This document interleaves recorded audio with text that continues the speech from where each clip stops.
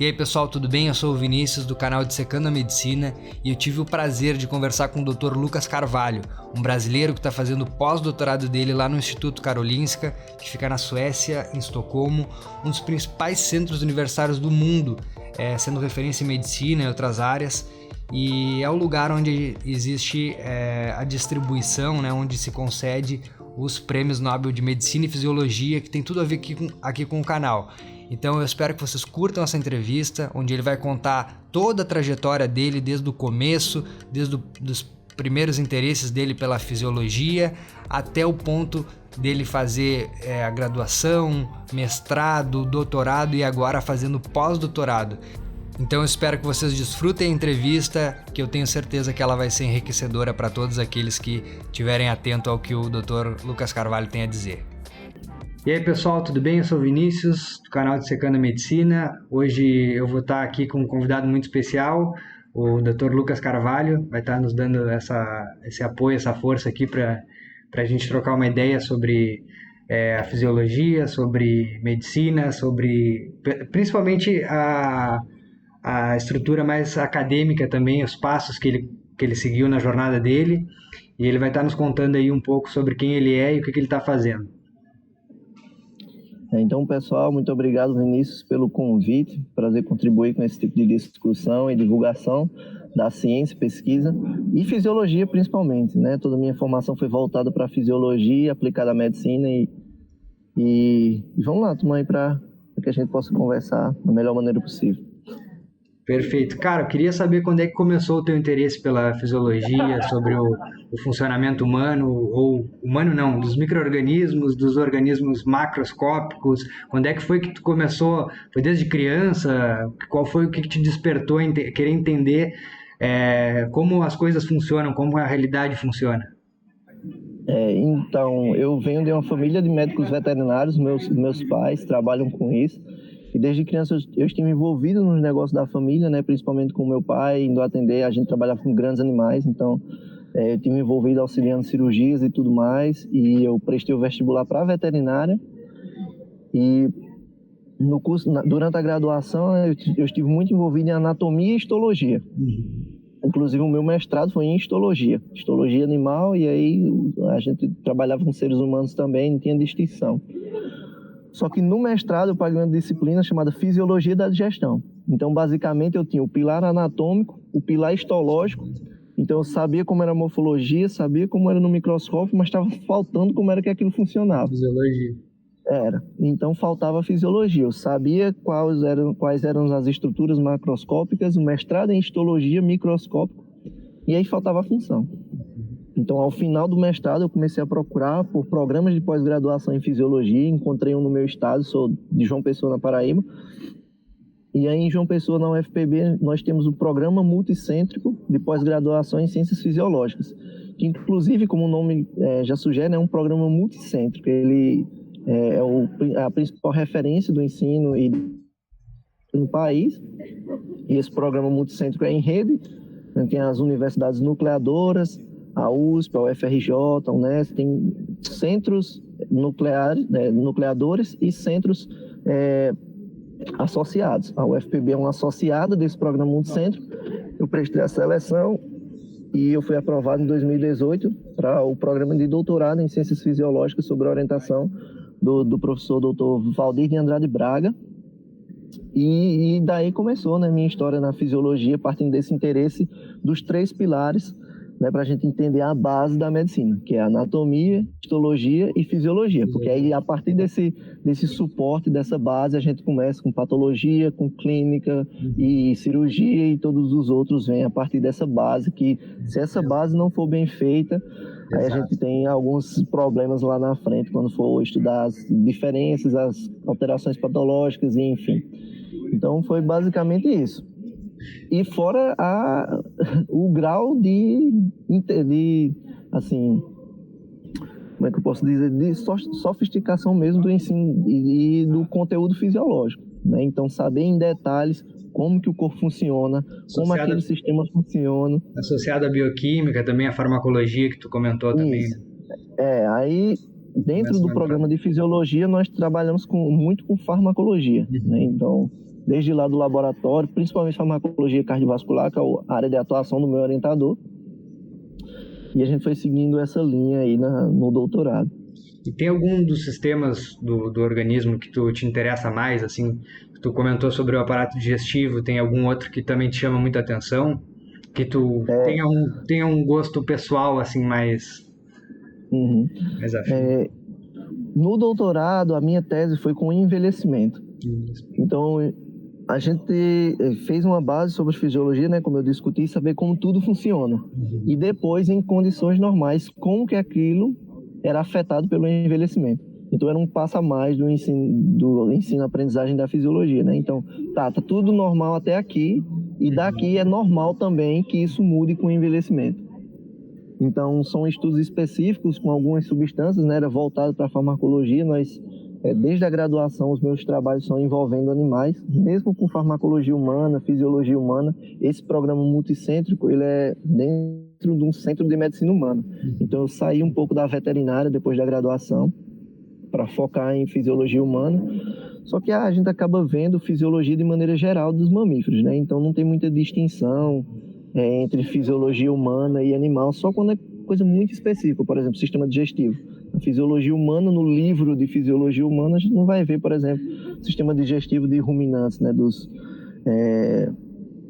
animais que são fermentadores e poligástricos, enfim, os ruminantes, né? Isso não vai entrar, porque é muito específico de animais. Mas, de maneira geral, por exemplo, a função do coração, que o nosso, como você falou, né, de um sistema específico, o nosso laboratório trabalhava com fisiologia cardiovascular. Então, a minha formação foi atrelada ao estudo fisiológico do sistema cardiovascular, ação dos nitratos, o óxido nítrico, né, que inclusive foi um dos Nobels dos anos 90, descoberta aí a função do óxido nítrico, e a gente trabalha mais voltado a isso aplicado ao sistema cardiovascular. No doutorado no Brasil, com orientação do professor Valdir Braga.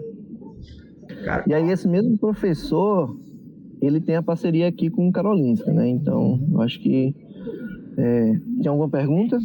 Eu ia te fazer essa pergunta aí, como é que surgiu essa ponte. Primeiro, eu ia te pedir que tu falasse um pouquinho, de forma um pouco mais detalhada, essa parte de como tu entrou na graduação, como é que foram teus passos acadêmicos, a tua trajetória, e como é que foi essa ponte para poder chegar aí na Suécia, como é que aconteceram essas coisas aí. Então, eu fiz a graduação na Universidade Federal da Paraíba, no campus de Areia, no campus 2, né? Não é nem a universidade sede, que tem a universidade, o campus de medicina veterinária, o departamento de medicina veterinária, o hospital e tudo mais. E aí o mestrado também no programa de ciência animal. Foi imediatamente após terminar a graduação, eu já estava com aprovação no mestrado, e aí focado na histologia animal, em pesquisas farmacológicas, e buscando modelos animais aplicados, né, trabalhando sempre com roedores, cirurgias em roedores.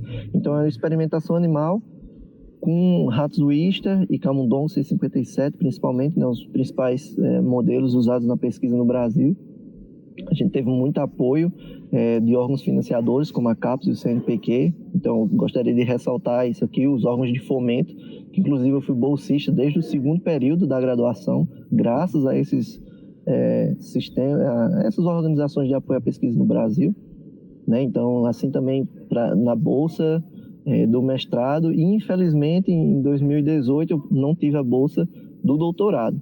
E aí, como eu não tinha bolsa, eu estava em João Pessoa, eu já tinha mestrado, aí eu tive que procurar um emprego, mas, assim, eu tive muita sorte também de conseguir seleções, mesmo quando no ponto crucial, quando eu estava em João Pessoa, que foi para ser professor no Centro Universitário de João Pessoa, a UNIP, uma universidade particular, privada, né, da rede privada de ensino. E aí eu comecei a dar aula de anatomia e fisiologia. Então, todo o meu doutorado foi em conjunto com as aulas numa universidade particular das disciplinas de anatomia e fisiologia. Então, além de eu ver a fisiologia no doutorado num nível muito mais alto, eu estava revisando a fisiologia, dando aula nos cursos de graduação da área da saúde, né? Então, foi uma parte muito importante, extremamente importante da minha formação. Não foi nem do ponto financeiro, não, sabe? Foi ponto financeiro também, porque eu estava sem bolsa, né? Mas até fazer fazer um parênteses aqui, ressaltar essa importância, né, que tu colocou sobre o investimento, né, da pesquisa básica, da básica até a de ponta, assim, mais alta, não digo já para sair para a população mesmo, né, a importância de haver esses incentivos, porque antigamente, se a gente colocar num ponto de vista histórico, né, poucas pessoas tinham acesso e podiam realmente contribuir cientificamente, e hoje em dia tudo está mais acelerado. A gente viu hoje, nos tempos atuais agora, essa questão da vacinação da Covid-19, justamente pelo incentivo à pesquisa, né? Tudo foi muito mais rápido porque destinaram-se recursos às pessoas certas, aos institutos certos, e aquilo conseguiu ter uma potencialidade alta justamente por essa logística, né? Então, quando não se tem isso, não se tem conhecimento científico, e a população é a que mais se beneficia quando existe esse tipo de coisa, né? Inclusive, você pode procurar, que pode até apresentar posteriormente, que existe um cálculo de quanto em reais você aplica na pesquisa, quanto isso vai dar de retorno para a população no futuro.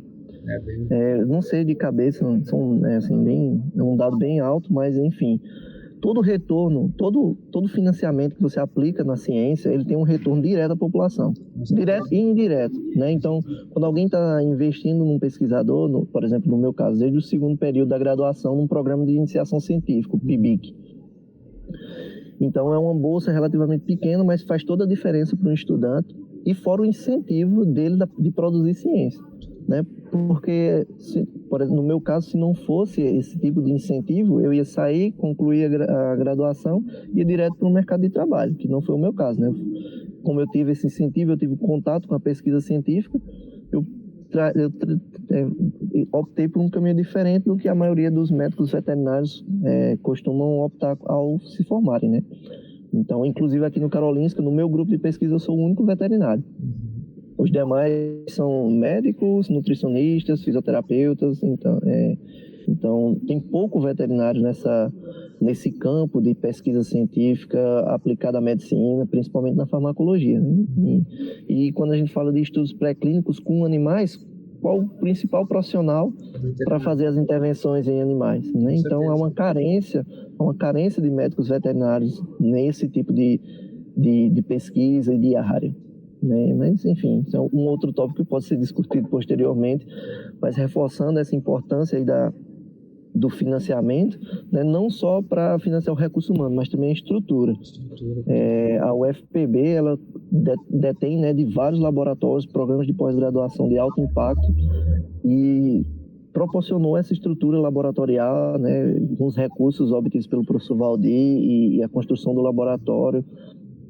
E com essa estrutura laboratorial, a gente pode produzir artigos de alto nível, não só na UFPB, em todo o Brasil. O Brasil é uma referência na produção de material acadêmico científico. Inclusive aqui no Karolinska, nós temos reuniões e às vezes apresento um artigo, aí eu reconheço o sobrenome do autor, é um nome conhecido, quando eu vou pesquisar a fundo, é um brasileiro que produziu aquele material, né? Então é importante também produzir esse conteúdo, esse resultado, e publicá-lo de forma internacional, em inglês.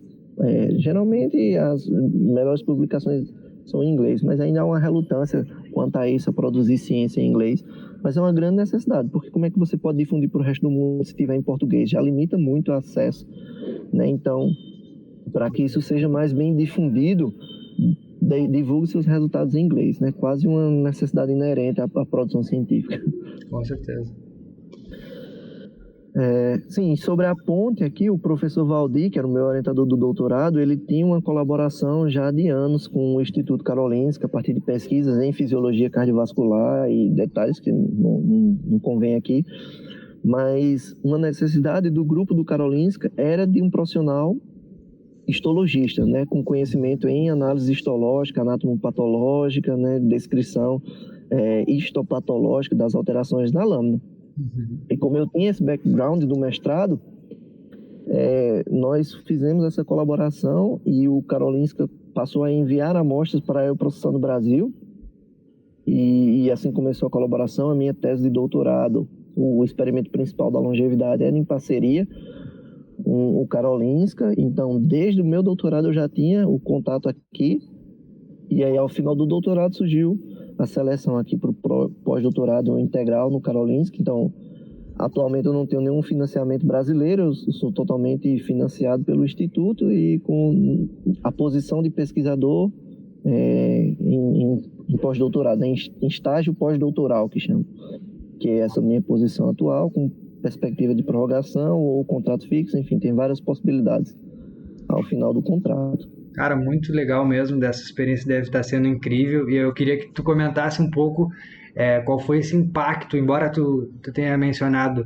a qualidade dos centros brasileiros no campo da pesquisa científica, todo mundo, todos que gostam dessa parte mais da investigação científica entendem que o Brasil realmente ele está nas melhores posições, é um país também de ponta, mas a Suécia nós sabemos que é um país também de primeiro mundo, que investe em educação há muito tempo, um país muito organizado, civilizado, e eu queria que tu falasse sobre a tua experiência num contexto geral, né, sobre o país, as tuas impressões, como que tu te sente aí também como sendo estrangeiro, se tu teve alguma dificuldade com a língua, como que foi também a aceitação dos profissionais, como é que eles te receberam e como que é o teu dia a dia aí no trabalho, se tu te sente bem, como é que tem sido aí a tua experiência?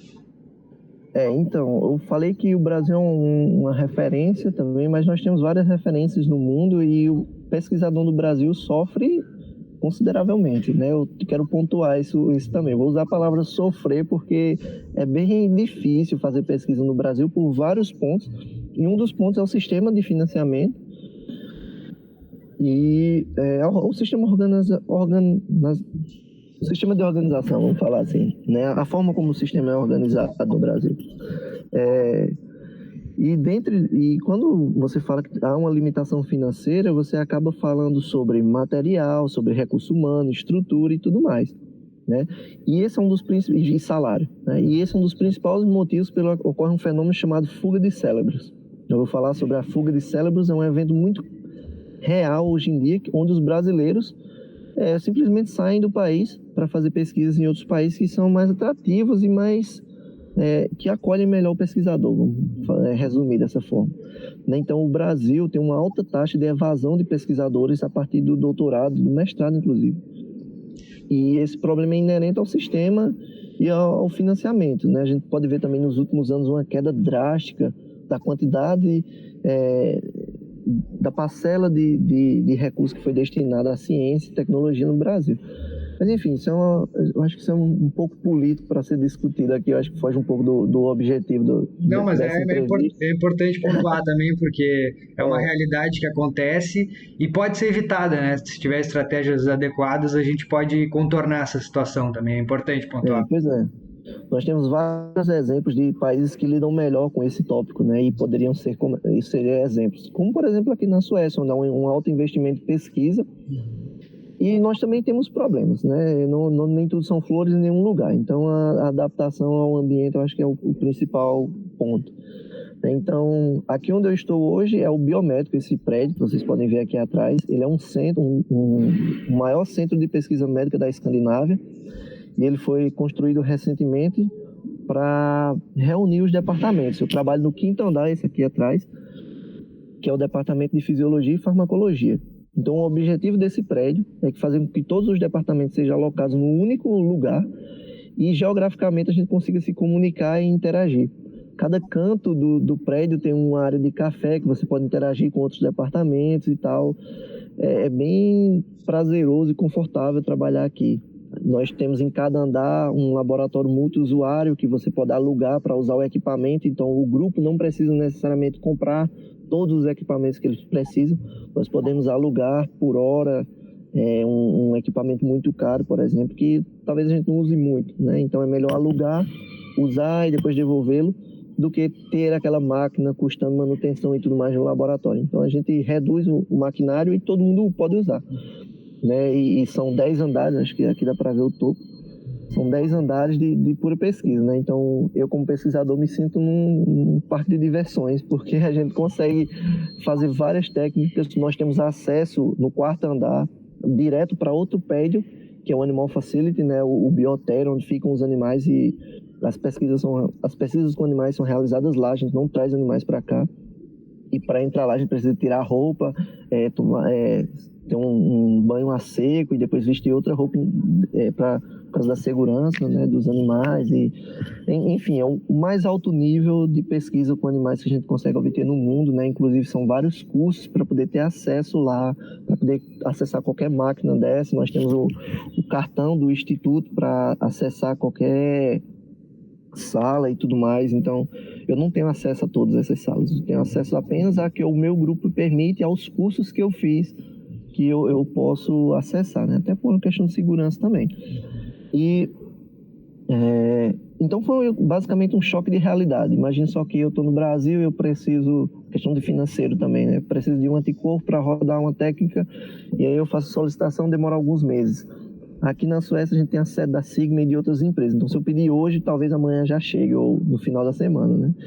Então isso também conta muito, porque quando eu planejo um experimento, quando eu planejo um setup, enfim, quando eu planejo qualquer coisa, e eu tenho esse recurso, eu vou conseguir os materiais, eu vou conseguir as ferramentas, eu vou conseguir, enfim, tudo que eu preciso para realizar pesquisa de ponta de forma rápida, segura, eficaz, e isso torna a pesquisa muito eficaz também. Né? Por exemplo, eu trabalho mais com animais, né? O background de veterinário, e eu fico mais responsável pelos estudos pré-clínicos associados à indústria farmacêutica. E nós começamos um experimento com 70 animais, e os 70 nasceram no mesmo dia. E eles tinham uma variação de peso de 1 grama. Nossa. Então imagine só, Perfeito. Imagine a coorte como ela está, né? Então é um experimento muito refinado, porque eles são muito uniformes. Então já exclui algumas variabilidades, né? Algumas variações, uns tópicos de variabilidade que é difícil você excluir no Brasil, né? Então acesso a isso torna as coisas muito mais fáceis. Então a pesquisa, em linhas gerais, aqui é mais fácil de se fazer.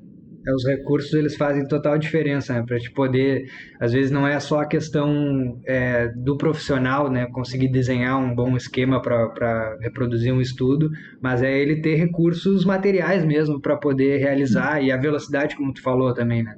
Às vezes tem ótimos pesquisadores, mas acaba que sem recurso ninguém consegue fazer nada, não tem como se fazer milagre, é necessário ter uma estrutura. Um dos grandes motivos da fuga de cérebro, porque você tem a ideia, você tem um conhecimento, mas sem os recursos não dá. Então os pesquisadores precisam sair do país para poder expressar todo o seu potencial, vamos falar assim, né? E produzir aquilo que ele pode fazer. Enfim, eu acho que esse foi o maior assim, impacto profissionalmente falando. Em relação, pessoalmente, em relação assim ao país, como é que tu te sente aí? Enfim, eu tenho um filho de 2 anos e nós nos mudamos todos para cá, né? Eu, minha esposa e meu filho. Então foi uma grande adaptação do ponto de vista pessoal. Aqui no trabalho, todo mundo fala inglês, então isso não foi um problema, porque eu já tinha esse conhecimento prévio. Mas na rua e nos lugares, geralmente todo mundo na Suécia consegue se expressar o básico em inglês, no mínimo, né? Então, tem gente que tem alto nível de inglês, mas se eu chegar no mercado para comprar alguma coisa, eu falar inglês, vai dar certo, sabe? Eles vão me entender. Mas geralmente você não fala com ninguém, porque quando você vai no mercado, por exemplo, não tem caixa eletrônico, não tem caixa, você mesmo que passa a sua feira e as coisas que você compra, que é o nível de segurança altíssimo, né? Então imagine só, você nem precisa falar com ninguém no mercado, porque você mesmo passa e eles confiam, entre aspas, que você vai fazer tudo certo. E essa interação pessoa a pessoa é bem reduzida. O país está tentando ser cash free, ou seja, não usar mais dinheiro físico, então é tudo com cartão. E tem muito recurso online também para pagar de forma online e enfim, eles reduzem mesmo essa interação para que reduza a quantidade de pessoas trabalhando e melhor para o meio ambiente. Tem uma grande importância, né, o impacto ambiental aqui. O país tenta reduzir isso ao máximo. E eu fui muito bem acolhido, né? Eu já conhecia o pessoal, já participava das reuniões desde o doutorado. Então o professor Valdir fez a introdução, tinha alguns colegas brasileiros aqui trabalhando no biomédico. e alguns vizinhos brasileiros aqui. A gente tem a comunidade de brasileiros bem unida em Estocolmo, então a gente se conhece. Esses dias, no começo do mês, teve o Brazilian Day em Estocolmo, né? Então mais de todos os brasileiros reunidos num lugar para comemorar o Dia dos Brasileiros aqui. Então é uma comunidade bem unida e eu acho que isso acontece em todo o país. Então, se alguém está pensando em estudar em outro país ou trabalhar qualquer coisa, pode ter certeza que vai ter brasileiro lá e você pode ter uma rede de brasileiros para falar português. Meu filho só fala português, por exemplo, porque ele brinca com os amiguinhos do Brasil, né? Então, a gente não sente muito essa pressão da língua ainda, né? Mas talvez se a gente queira aplicar para residência, enfim, tem algumas questões burocráticas aí, do visto e tal, a gente precisa comprovar o sueco para ser residente, enfim, cidadania, mas são problemas futuros. Eu acredito também que, justamente por ser um centro de pesquisa de alto nível que recebe muitos estrangeiros, eles já estão acostumados também a viver a cidade, a cultura já se acostumou a viver com uma diversidade também de cultura, de hábitos, de linguagem também. Não é como ir para um país que não está acostumado a receber, né? Uhum. Então, já deve exatamente isso. Uma adaptação da população também para os pesquisadores que chegam, né? É exatamente isso. Menos da metade das pessoas que estão aqui hoje são suecas. Então, a grande maioria é do mundo inteiro. Então, um polo mesmo de pesquisadores que vêm, né, para esse centro. E, como eu falei, tem brasileiros de outros grupos de pesquisa que a gente acaba conhecendo, mas que também trabalham aqui em outra área totalmente diferente, mas que, por colaborações, vieram aqui, né? Então, e também o fluxo de pessoas que entram e saem é importante, porque as pessoas não ficam por aqui, 20 anos. Então, elas passam um tempo e voltam para o seu país de origem para produzir lá, né? Então, acaba sendo como um centro de treinamento também. As pessoas vêm, se qualificam e voltam para o país de origem e levam aquele conhecimento de volta para casa, né? Para que possa ser reproduzido em outro lugar, e não aqui. Mas alguns ficam, outros voltam, assim, isso é dinâmico, sabe? Fazer uma pergunta, te fazer uma pergunta só antes da gente sair dessa parte. Tu tens interesse, claro que o futuro a gente não tem como ter um controle total, né? Mas assim, tu tem interesse em continuar na pesquisa científica ou tu também tens interesse em trabalhar com a parte clínica mesmo? A parte clínica não me apetece de forma alguma, não. É mais a parte de investigação. Desde a graduação eu deixei isso claro para mim, né? Assim, eu trabalhei na clínica, trabalhei com a minha família, inclusive, né? Mas aí deu para saber que aquilo é muito importante, é muito legal, mas é pessoal mesmo. Claro, eu prefiro uma inclinação e a tua potencialidade está na parte da pesquisa mesmo. Isso, e na sala de aula, né? Na docência. Então, como é que eu consigo fazer docência e pesquisa ao mesmo tempo sendo professor, né? Claro. Então, eu acho que essa é a profissão que eu escolhi para mim e que ela me escolheu também. A gente se dá bem junto. Eu acho que fica legal isso, dividir a carga horária entre aula e... Pelo menos até agora, né? Nesse momento eu posso falar isso. Ninguém sabe como é que eu vou estar amanhã, mas para agora, dividindo meio a meio entre sala de aula e pesquisa, está bem confortável, sabe? E eu acho que você deve fazer o que está mais confortável. Com certeza. Outra opção também seria ir para a indústria farmacêutica, o que é muito comum aqui. Porque aqui no Karolinska nós temos colaborações com várias empresas e indústrias farmacêuticas que estão alocadas, inclusive, aqui dentro da instituição, né? Como a Bayer, a AstraZeneca, Pfizer. Eu, por exemplo, já trabalhei com drogas de algumas dessas empresas que eles precisam fazer testes e experimentos pré-clínicos, né, com animais. E aí nós fazemos essa colaboração, viabilizamos essa pesquisa e aí volta com o retorno para a indústria e no desenvolvimento de medicamentos. Essa é a grande base. Então, o que é que você trabalha hoje? Eu trabalho com desenvolvimento de medicamentos e fisiologia. Ah, que maravilha. E aí, uma opção seria ir para a indústria farmacêutica. Então, é continuar fazendo pesquisa, só que dessas vezes num laboratório da indústria, né, da propriedade privada. Que é uma opção legal, financeiramente bem... E é como tu tinha mencionado também, né, que Acaba que uma coisa está conectada na outra, né? A indústria farmacêutica também, eu já ouvi algumas críticas de algumas pessoas, mas é um universo maravilhoso porque a quantidade a gama de medicamentos hoje que a gente tem para diversas doenças que antigamente a gente nem conhecia nem a fisiopatologia, e hoje a gente pode manipular através da medicação, dar uma melhor qualidade de vida para essas pessoas que sofrem com doenças às vezes que não são nem pesquisadas. Então tem que ter um incentivo também da pesquisa, voltando da pesquisa básica até a pesquisa mais clínica, justamente para algumas doenças que ainda não foram realmente descritas, né? Ainda tem muita controvérsia sobre a etiologia, sobre o que causa aquela doença e como que a gente pode manipular através da farmacologia. Então é um campo também maravilhoso, né? Que vem crescendo cada vez mais.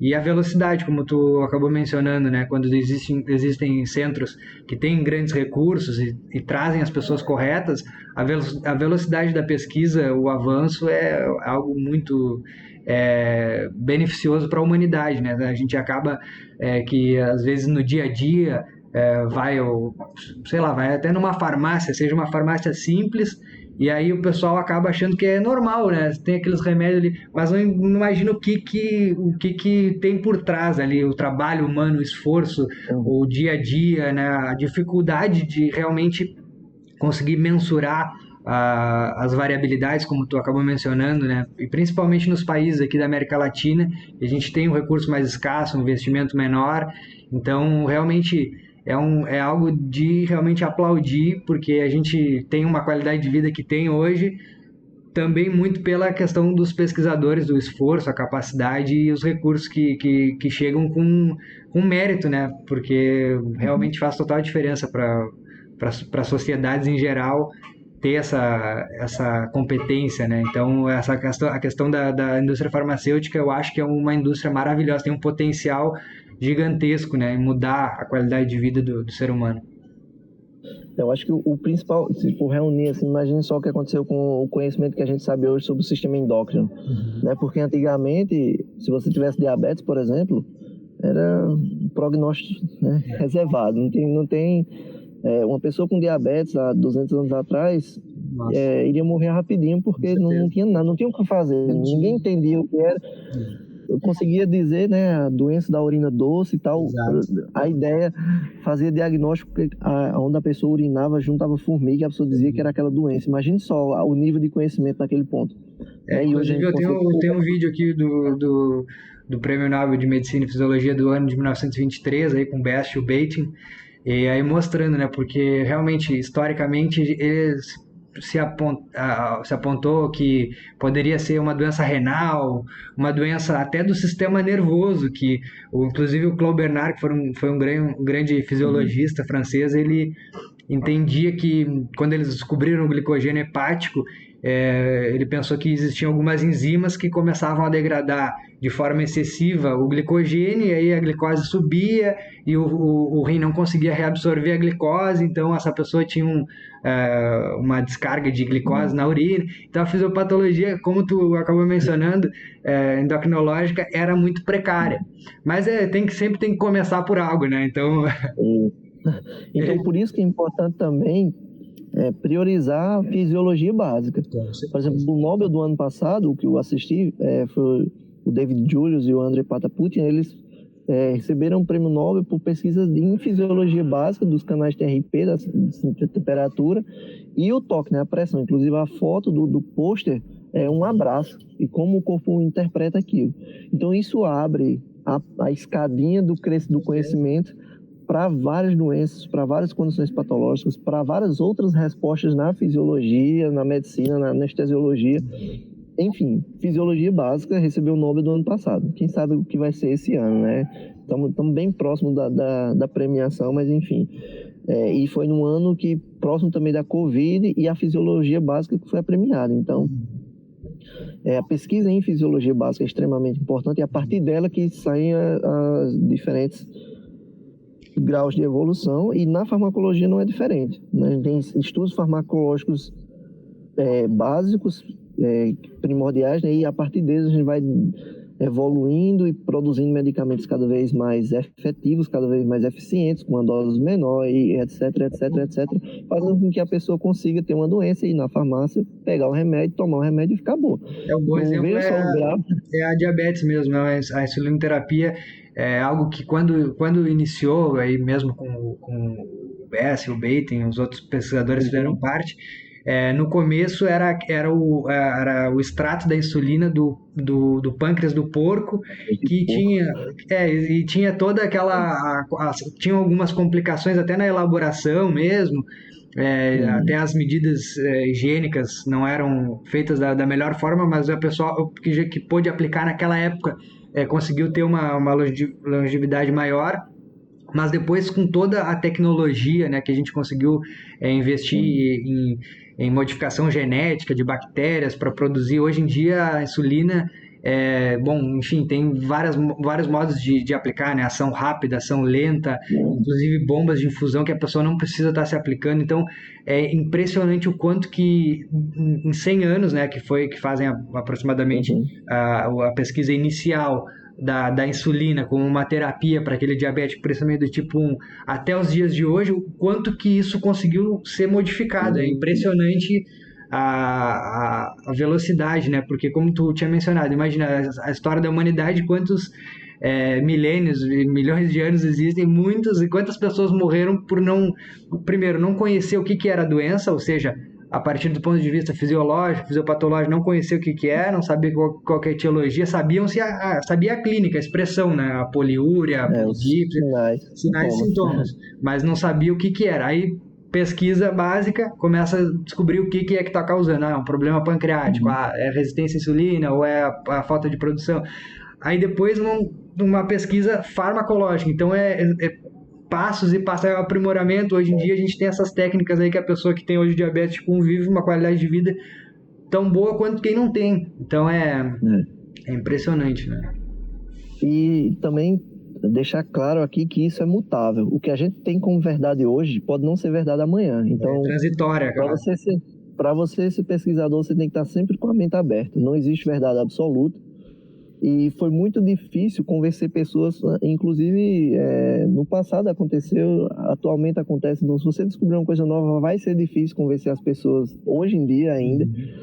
Então, uma das grandes características, se alguém está pensando em ser pesquisador, é ter isso em mente. Não existe verdade absoluta, você está em constante desenvolvimento e as coisas podem mudar. Então, o que você acha que é verdade hoje, o que você acha que funcione hoje, talvez amanhã alguém descubra uma forma mais eficiente e você possa produzir aquele medicamento ou usar, ou enfim, não era aquela verdade que você tinha, né? Então, essa desconstrução do conhecimento e construção de um novo conhecimento é dinâmico, mutável e está sempre acontecendo. Né? E nós estamos aqui para fazer o melhor proveito disso, com base no que nós temos. Né? Deve ser essa dinâmica aí também que o Instituto Karolinska utiliza de também trocar os pesquisadores, porque acaba que tu constrói um tipo de conhecimento com pessoas que têm um background diferente e vai acabando em alguns pontos convergendo, outros divergendo e no final das contas é isso que constrói conhecimento, né? Ter uma diversificação, obviamente com método, com passo a passo, né? Que não dá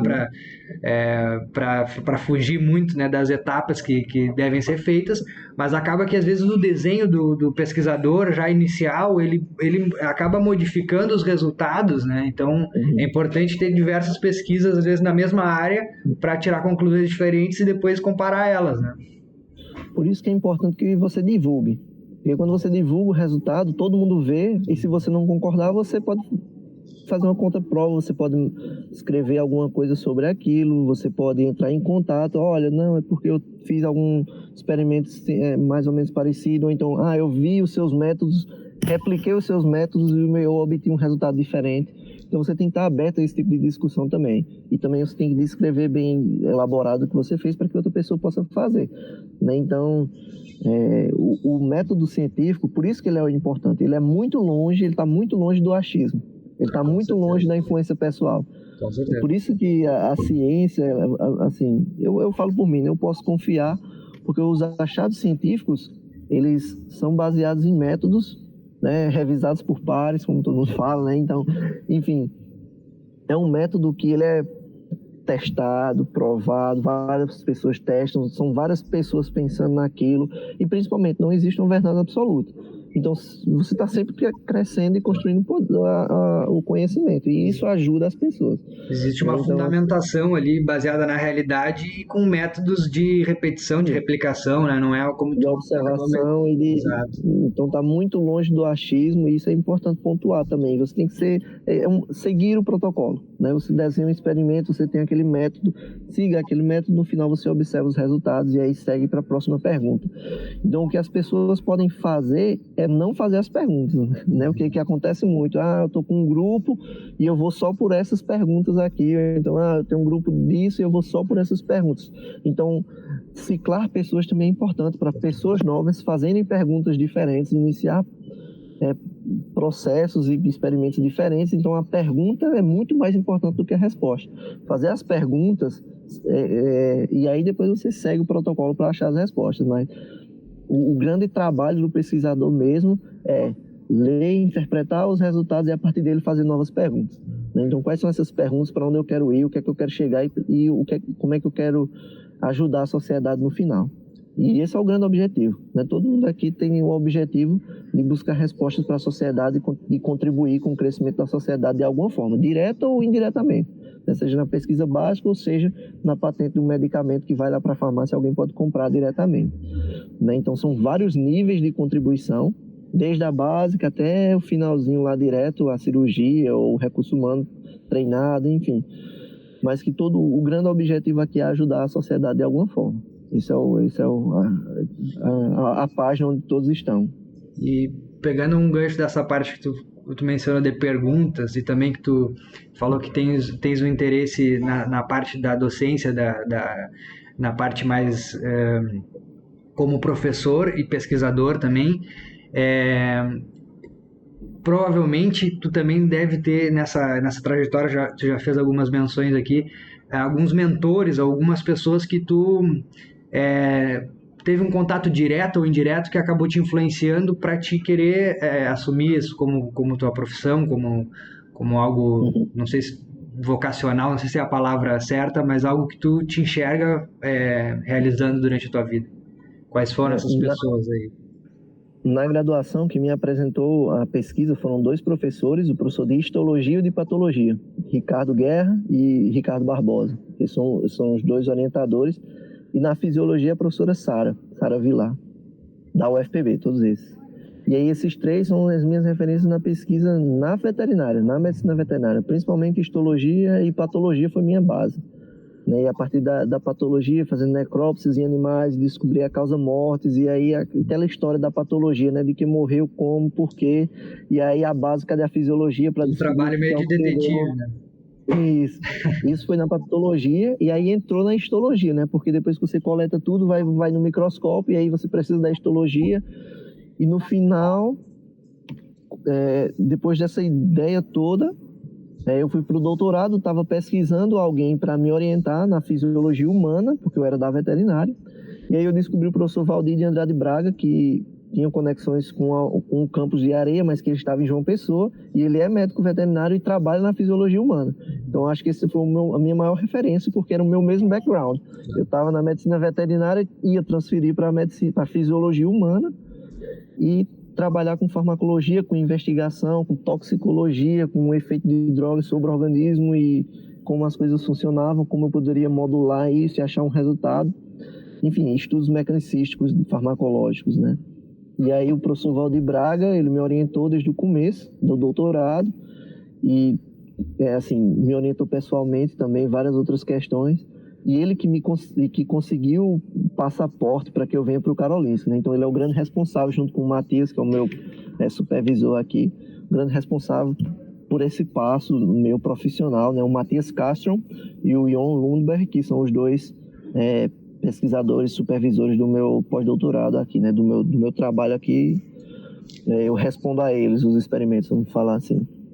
Então esses são os grandes mestres aí, fora as pessoas do material lido, né? Da fundamentação teórica, e os pesquisadores de uma série de áreas que eu já trabalhei na fisiologia, né? Porque No Brasil era fisiologia cardiovascular. Aqui o grupo do Matheus é mais fisiologia renal e farmacologia.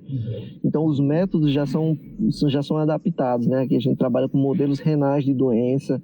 Então, enfim, modelo de doença renal aguda, crônica, fibrose, enfim, nefropatia diabética.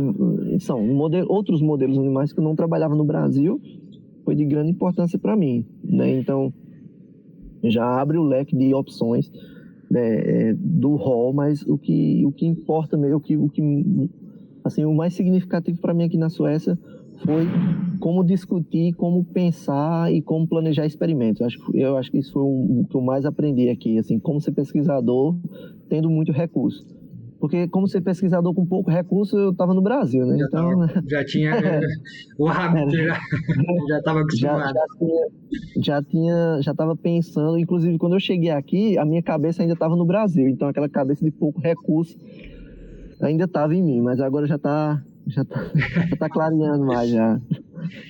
E aí esse tipo de pensamento é diferente. E tu fez essa menção a essas pessoas que teve contato direto, e acaba que, principalmente tu que trabalha com essa parte aí de investigação, tanto da produção científica quanto também revisão, né? Como tu tinha mencionado, vocês provavelmente não, certamente vocês leem muitos artigos, muitas publicações para poder entender o que as pessoas estão procurando no mundo e como elas estão tentando encontrar esses resultados.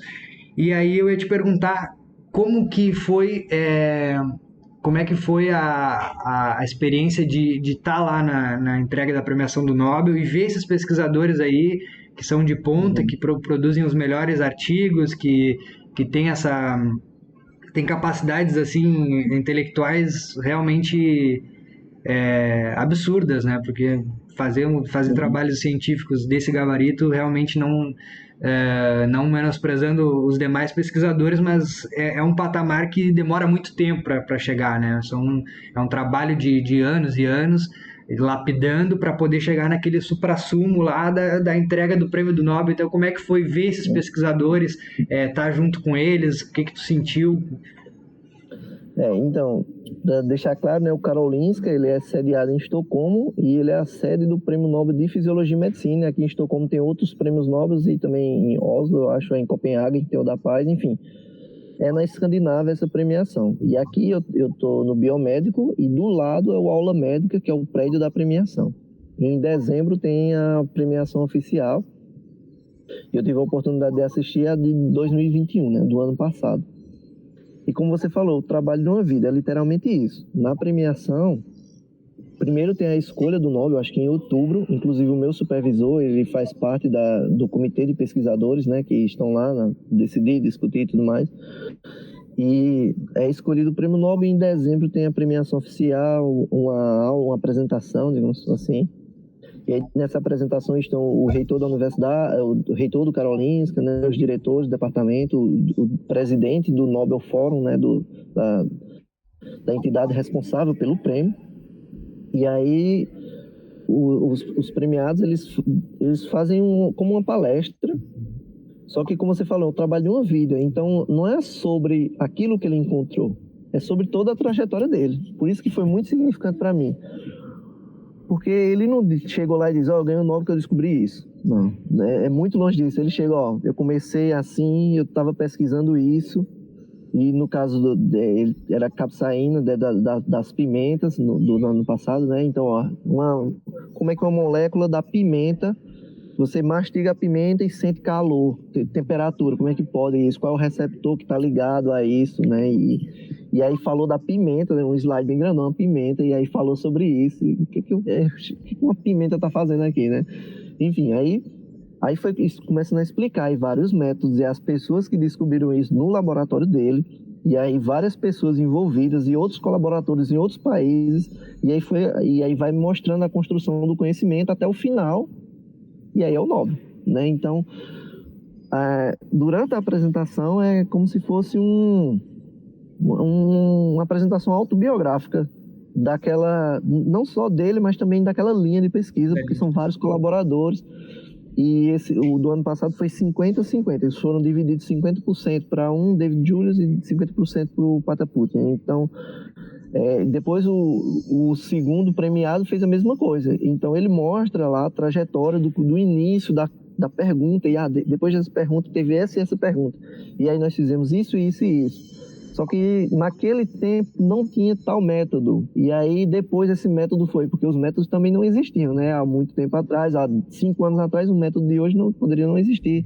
Os microscópios não existiam como existe hoje. Então, às vezes a gente consegue ver até uma evolução do maquinário usado. Então, enfim, para mim foi muito importante estar lá presente fisicamente, mas também colocar na cabeça que é uma história de vida e eu estou construindo a minha, como todo mundo está construindo a sua, né? Então, qual história você quer contar quando você estiver mais velho? Né? Então, o que você quer olhar para trás e dizer que fez o quê? Então, eu acho que esse foi o que mais marcou para mim estando lá, né? Porque eles disseram, não é sobre o final, não. É sobre todo dia.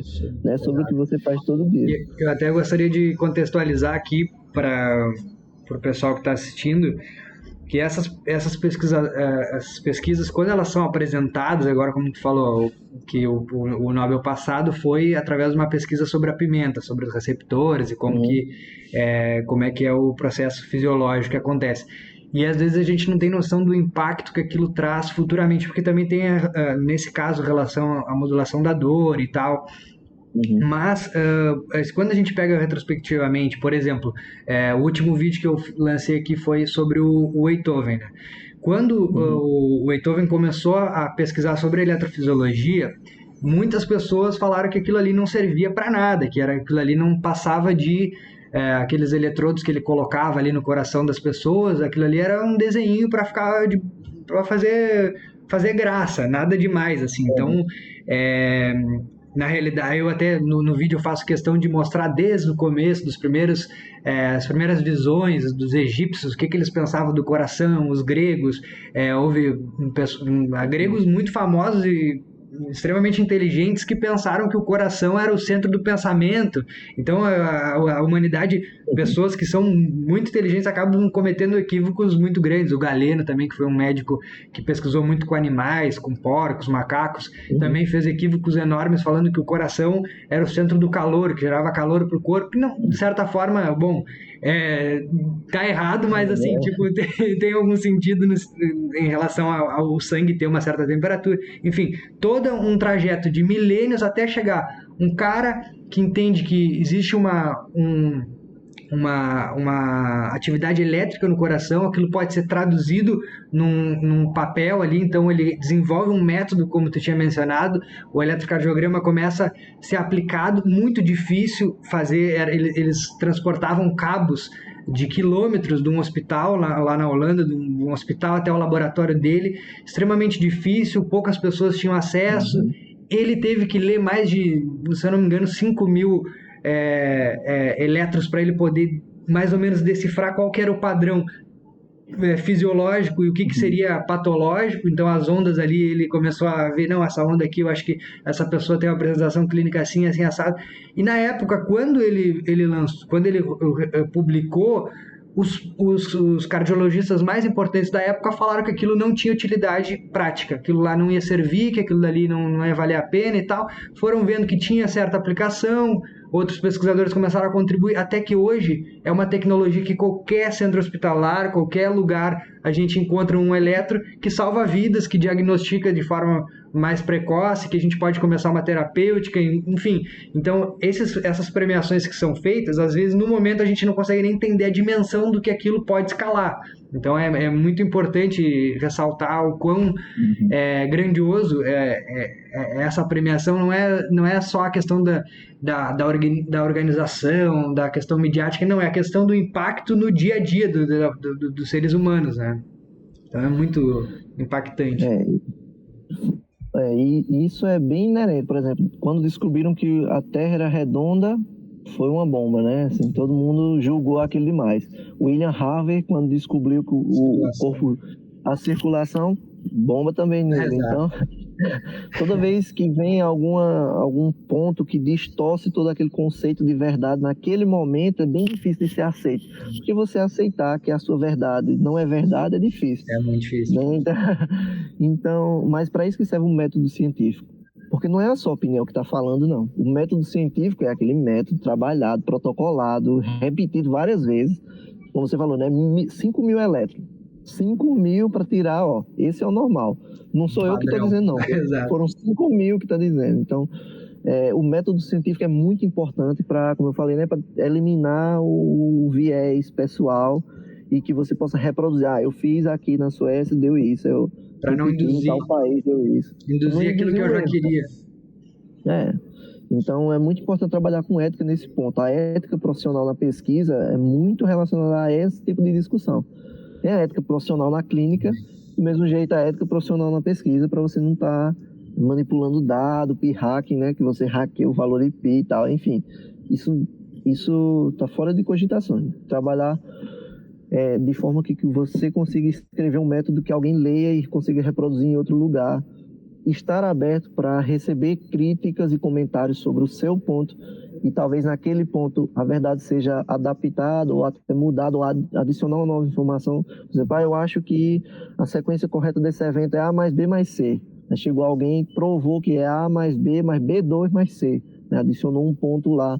Então, isso está em constante mudança. Né? Então, por isso que eu falei, né? É mutável e a gente tem que estar sempre com a mente aberta para que isso faça a evolução acontecer, né? Então, os medicamentos antigos não funcionam como os de hoje. Hoje a gente tem medicamento muito mais eficiente porque isso aconteceu. Se a gente tivesse achado aquele medicamento e parado tudo, esse acabou, ninguém faz mais nada. Enfim, a gente tinha bloqueado, né, impedido que a evolução acontecesse. Então, sempre que a gente tem uma certeza e pesquisa sobre ela, a gente permite que aquela verdade evolua e ou se confirme ou que nós encontremos mais detalhes sobre aquilo, né? Então,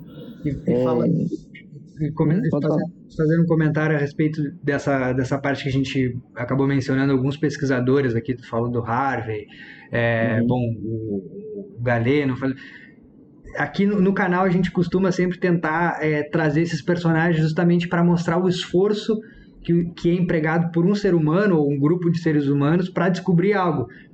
O intuito do canal é justamente mostrar que existe todo um sacrifício para, às vezes, descobrir algo que por um tempo funciona e depois, como tu acabou falando, tem essa mutação, tem essa transitoriedade que é inerente do conhecimento científico, mas que existiu ali. Eu procuro tentar sempre prestigiar essas pessoas que se esforçaram, que às vezes acabaram cometendo alguns equívocos, alguns erros, mas sempre vão trazer benefícios. Tem algum personagem histórico ou alguém diretamente que tu conheceu ou da história que tu fala, cara, esse cara aqui pra mim ele é uma inspiração, o que ele fez pra mim não tem precedentes? Tem algum personagem histórico que mexe contigo, assim, que tu olhe de qualquer canto? Eu já falei dele, é o Harvey, o William Harvey. Porque quando eu estava na fisiologia cardiovascular, eu fiz como foi que isso aconteceu, como é que alguém tira isso daquele conhecimento antigo, né? Porque ele descobriu, eu só preciso entender, né? Imagine só. Exato. Quando você está estudando fisiologia, eu passo uma página, não estou entendendo isso. Eu fico, não, peraí, alguém descobriu isso, eu só preciso entender. Vamos com calma aí.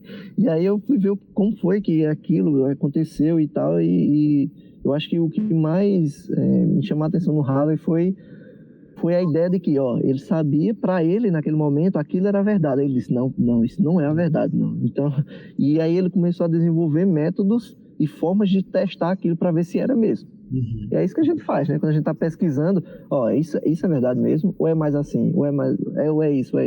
Né? Então, ele saiu de 1.0 e disse, não, essa verdade aí tá meio estranha. Eu acho que a gente pode verificar. E verificando foi que ele descobriu que não era bem assim. Então, essa foi a virada de chave, sabe? E também, atualmente eu trabalho com a via nitrato, nitrito, óxido nítrico. O óxido nítrico é um Nobel, acho que foi em 94, 96, me lembro aí. Não lembro qual foi, enfim. Descobriram que um gás, o óxido nítrico, é liberado pelas células endoteliais e ela relaxa, é uma via bem grande, não vou simplificar aqui, ela relaxa a musculatura do vaso, né? Vasodilatador. E aí, enfim, envolve a nitroglicerina e a angina pectoris, o povo nas minas que tinha acesso, né, à nitroglicerina, passava a dor no peito, enfim. vários aspectos históricos, a gente pode falar sobre isso depois, da nitroglicerina, óxido nítrico e o que a gente tem hoje. E aí, duas pessoas são bem importantes em 94, 96, 98, que são Jon Lundberg e Ed Weizenberg. Eles dois detêm a patente dos nitratos, sabe? E eles estão vivos hoje, eles são meus orientadores. Então, Nossa, eu saí de João Pessoa, na Paraíba, para trabalhar com os caras que eu li os papers e que foram os primeiros a trabalhar com isso e descrever, ó. Quando você ingere nitrato, o nitrato vai ser absorvido e seletivamente depositado na saliva e as bactérias da boca reduzem para nitrito, você absorve o nitrito de novo. Depois no seu sangue ele é reduzido para óxido nítrico, você aumenta a biodisponibilidade de óxido nítrico consumindo vegetais que contêm nitrato. Essa é uma longa história, eles são os principais, um dos principais, né? Aqui é um dos principais pontos de pesquisa da via nitrato, nitrito, óxido nítrico. Era uma referência para mim e eu estou aqui hoje. Então, que é um tratamento que é bastante usado nas artérias coronárias, né? Quem tem problema de aterosclerose, né? Para principalmente provocar uma vasodilatação quando a pessoa faz algum esforço, né? E sente aquela dor no peito. E aí a gente tem, por exemplo, animais knockouts, a POE, para produzir o modelo de aterosclerose e testar as coisas, enfim. Nós temos modelos animais para testar isso, nós temos vias, enfim, várias coisas que nós podemos fazer porque é um grupo de referência. Mas, da mesma forma que existem pessoas do passado que são referências, existem pessoas hoje que são referências. No Brasil tem alguns, como o professor Antunes, que tem uma grande referência na área, né, principalmente em Ribeirão Preto, que é um dos polos da fisiologia, né? Tem várias pessoas que estão ainda hoje trabalhando que já são referências, né? Que nós podemos entrar em contato, por exemplo, né? Então, o que aconteceu há muitos anos de pessoas sendo referências naquelas áreas acontecem hoje e essas pessoas estão por aí pesquisando, produzindo, né? E enfim, em constante evolução. Então, eu acho que uma sugestão, né, da mesma forma que você fala do canais sobre personagens históricos, você pode também no futuro aí falar sobre os personagens que ainda estão produzindo. Atualmente estão contribuindo. Até comentar, não, a ideia é realmente fazer, inclusive hoje, a tua presença aqui, tu pode ter certeza que já, de certa forma, toda a história, a tua trajetória vai servir como inspiração tanto para mim quanto para quem está assistindo aí, porque tu está fazendo história, está representando o Brasil, fazendo algo grandioso, é um orgulho realmente nacional para a gente ter como referência. E todos esses outros pesquisadores que tu mencionou também serve para o pessoal olhar e ver o quão difícil, mas também o quão satisfatório é ter esse acúmulo de conhecimentos e ter essas nuances que vão variando e melhorando a cada vez mais. E eu acho que o que varia muito também, pensando em algo mais antigo, histórico, é essa parte que tu falou de estar aberto para a mudança e aceitar que o conhecimento ele não é algo fixo, ele tem essa dinâmica de mudar, porque antigamente, inclusive pensando no Harvey, a época que ele viveu, 1500 e pouco e tal, ele saiu da Inglaterra, foi para Pádua, na Itália, que era o grande centro cultural, como tu está vivendo aí na Suécia, né? Eles reuniam os principais pesquisadores, grandes pesquisadores estavam lá em Pádua, lá inclusive o Andreas Vesalius, um grande anatomista que escreveu muitas coisas e tal, e eles vivendo aquele boom. Galileu estava lá na época, dava aula, um bom científico impressionante. E o paradigma da cardiologia era o Galeno, que tinha a visão do Galeno, ele acreditava que o sangue era mandado para os tecidos eles não circulavam, o sangue não circulava, ele chegava... O tecido consumia tudo. Consumia, absorvia e transformava em carne. Só que a questão assim, o Galeno tinha vivido no século I depois de Cristo, e ele virou um paradigma e ninguém podia refutar o Galeno. O Galeno era...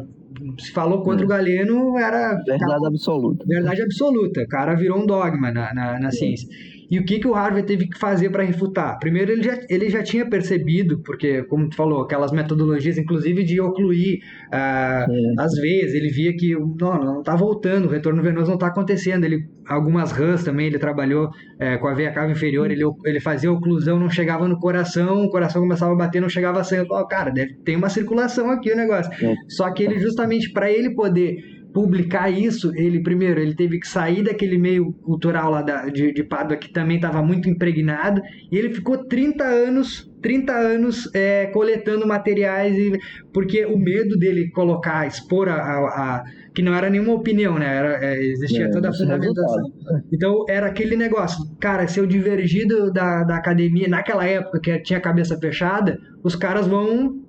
Porque pouco tempo atrás, nessa mesma época aí, tinha vivido um espanhol, Miguel Servet, que ele fez uma descrição muito parecida, não tanto da circulação sistêmica, mas da circulação pulmonar, e os caras acabaram, também por outras questões ali mais teológicas, acabaram queimando ele porque ele numa fogueira, porque ele estava divergindo do Galeno, da igreja e tal.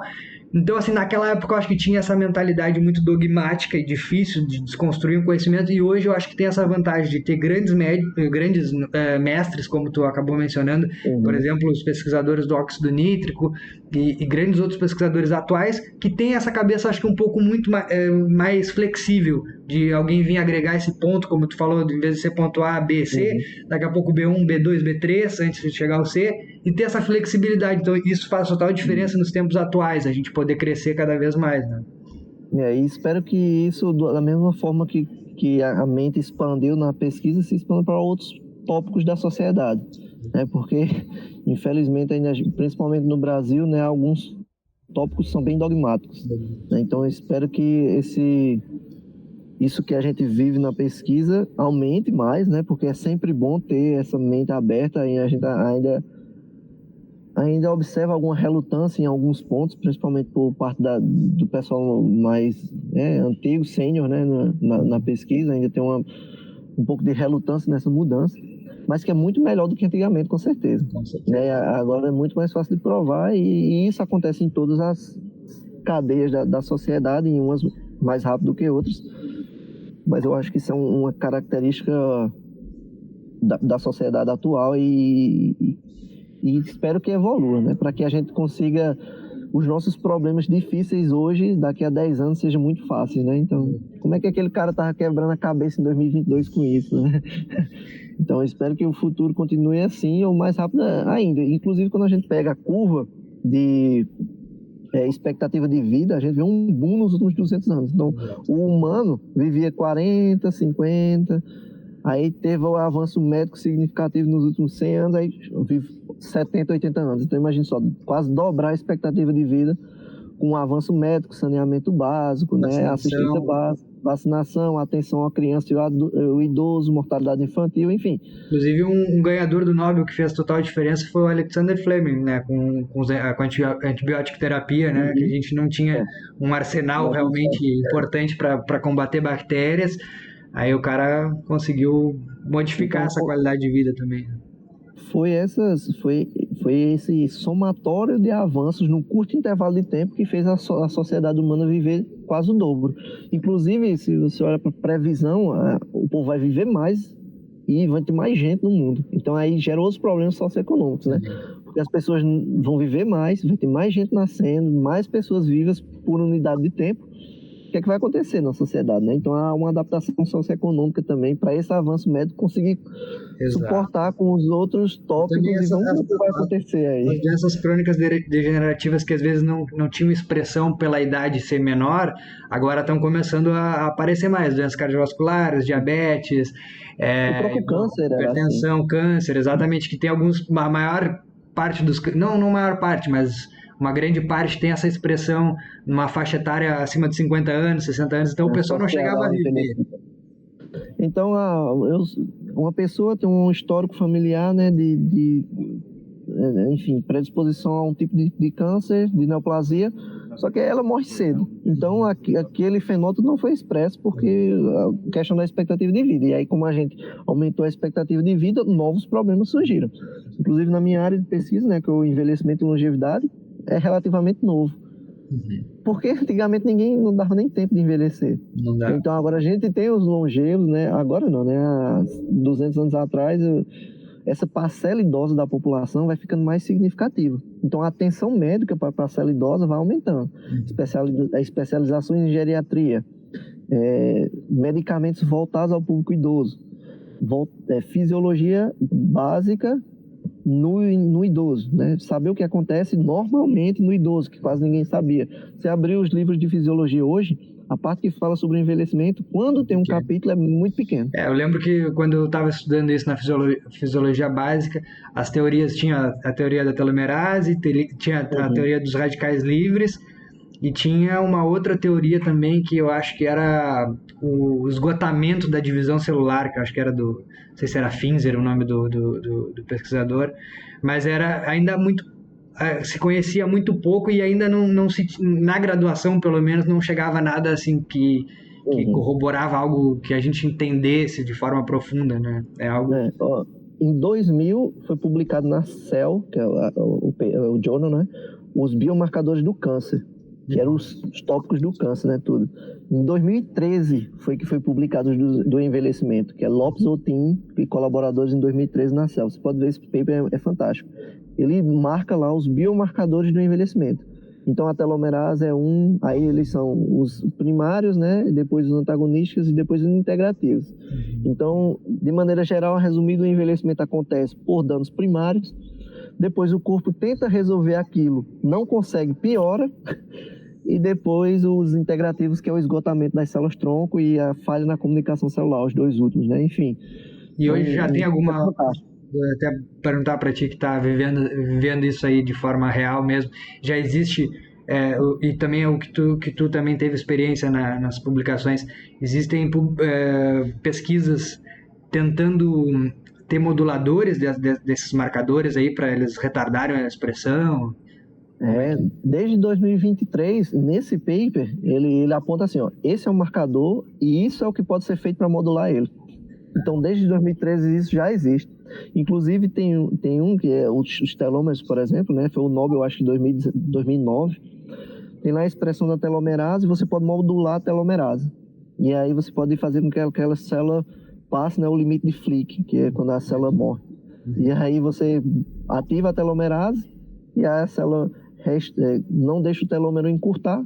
Se o telômero não encurtar, a vida da célula o que eu tinha lido, eu não sei, realmente eu vou falar de uma forma mais ignorante aqui, tu vai me corrigindo, que um dos medos da pesquisa justamente para reverter essa ação da telomerase também tinha associação com a célula neoplásica, porque a célula neoplásica ela é considerada, entre aspas, imortal, porque ela tem essa replicação e ela acaba não diminuindo o material genético dela, então tinha todo um cuidado nessa pesquisa justamente para não tornar um modulador um agente neoplásico, né?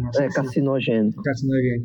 Então, é porque assim, a célula sofre a lesão, ela sofre lesão. Chega num ponto que ela tem que decidir. Ou ela morre, envelhece e morre, ou ela vira um tumor. Então, e aí fica... Tá, eu vou mexer nesse componente e é perigoso, e se você deixar mais células envelhecidas, você expõe aquela célula a mais riscos e o aumento do câncer maior, da carcinogênese. Então, é uma discussão bem acalorada sobre isso, sabe? Inclusive, em 2019 foi revisado esse paper também, como está em constante crescimento. Teve em 2013, em 2019 saem... e colaboradores revisaram esse paper e eles botaram os biomarcadores num conceito mecanicístico. Então, um biomarcador pode modular o outro. E ainda colocaram do lado de fora da engrenagem o efeito do ambiente e das suas decisões, como o estilo de vida. Que isso também é um fator que relaciona ao envelhecimento. Então, foi uma adaptação e botou nesse ponto de vista onde eles podem... E aí provou, né, que os biomarcadores eles podem integrar entre si, e enfim... É bem interessante saber como isso está mudando. 2013, 2019, provavelmente daqui a alguns anos alguma nova atualização saia sobre o que a gente conhece sobre envelhecimento, sobre biomarcadores, sobre drogas, sobre como modular isso, sobre o que fazer com a atenção àquelas pessoas idosas, né? Até do ponto de vista psicológico, que é uma grande área de pesquisa, né? A psiquiatria no paciente idoso. Enfim, estamos evoluindo quanto a isso. Do mesmo jeito que está no extremo do idoso, também está no extremo da pediatria, né? Das crianças, da atenção ao neonato, enfim.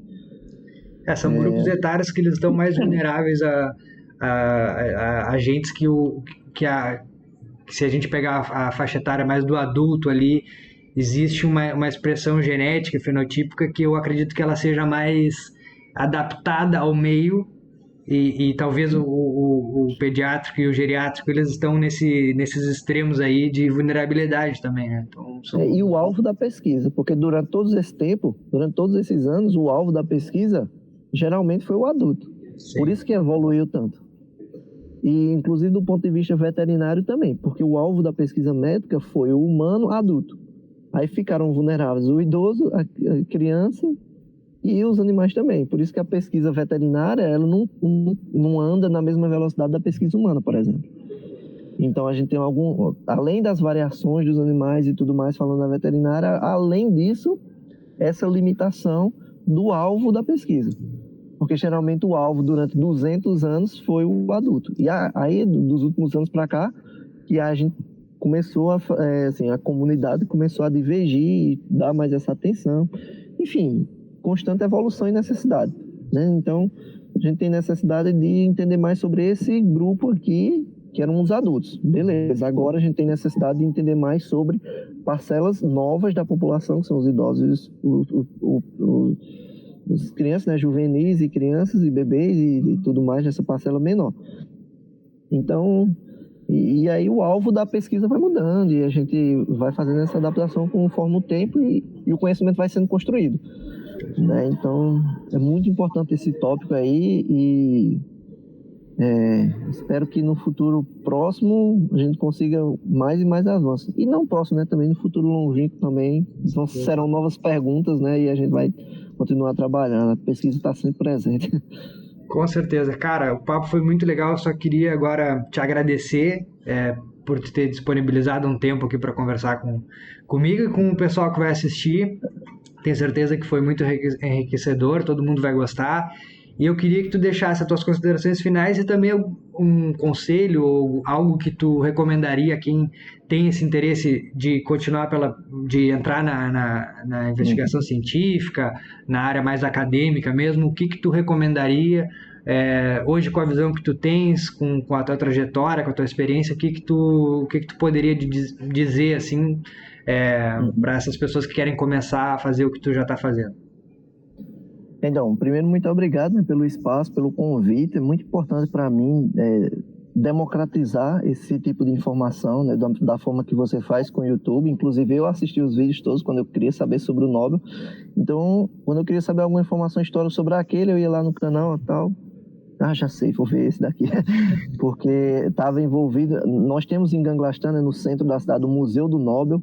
Inclusive, eu posso fazer alguns vídeos para te mandar de lá. Nossa, se puder fazer isso, eu vou ficar louco aqui.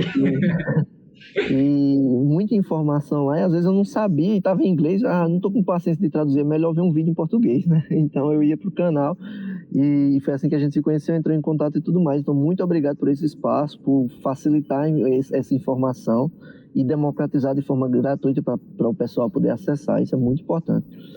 E de maneira geral, o que eu queria deixar aqui é que, não só como pesquisador, mas como clínico também, tenho duas coisas em mente. Primeiro, a mente aberta para a mudança, né, para a renovação do conteúdo, para estar sempre atualizado.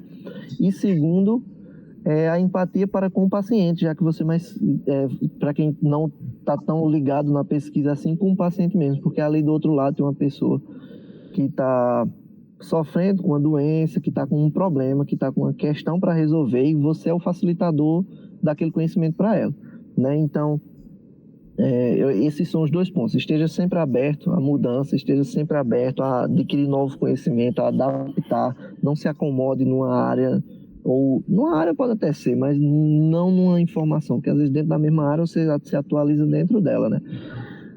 E tratar bem os pacientes, eu acho que isso é o principal, até mais do que essa questão da atualização, porque não adianta de nada você ser bom, você ter o conhecimento, mas você não conseguir trabalhar e repassar aquilo da forma melhor possível. Então fala muito difícil, assim, enfim, são questões que eu não quero nem listar aqui, né? Mas enfim, entender, falar com alguém da forma mais democrática possível, falar com da linguagem que seja mais acessível, se adaptar. Às vezes o médico ele precisa se adaptar àquela situação que ele está não consegue atender 10 da mesma forma. Então, você vai mais longe na fisiologia, por exemplo, outro você segura mais, vai pro A mais B, e aí você vai adaptando a sua linguagem com aquela pessoa. Dentro da pesquisa é muito assim, porque a gente fala com muita gente, mesmo fazendo a pesquisa, com animais, mas às vezes a gente faz estudo clínico com o paciente, com voluntário, no caso, não vou nem chamar de paciente, né, com voluntário, e aí a gente precisa democratizar essa conversa também.